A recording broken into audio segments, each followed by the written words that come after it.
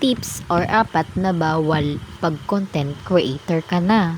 Para po isa sa mga baguhan at nagbabalak pasukan sa mundo sa Facebook na gustong content creator or maging isang vlogger, meron po ako sa inyong 4 na tip or bawal gawin dito.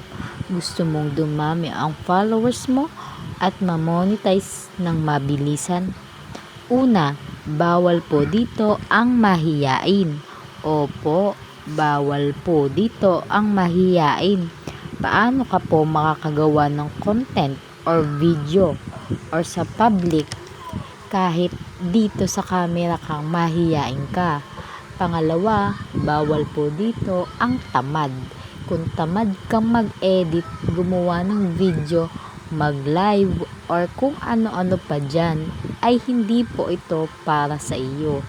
Pero kung ang goal mo ay ma-monetize at kumita dito ng extra income, kailangan isa puso mo paggawa ng content at videos mo para hindi ka tamarin at araw-araw ka makakapag-upload. Pangatlo, bawal po ditong maramdamin.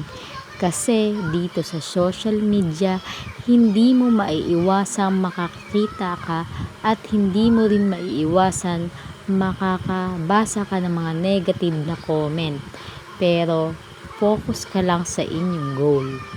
I-ignore mo lang yan, hayaan mo sila.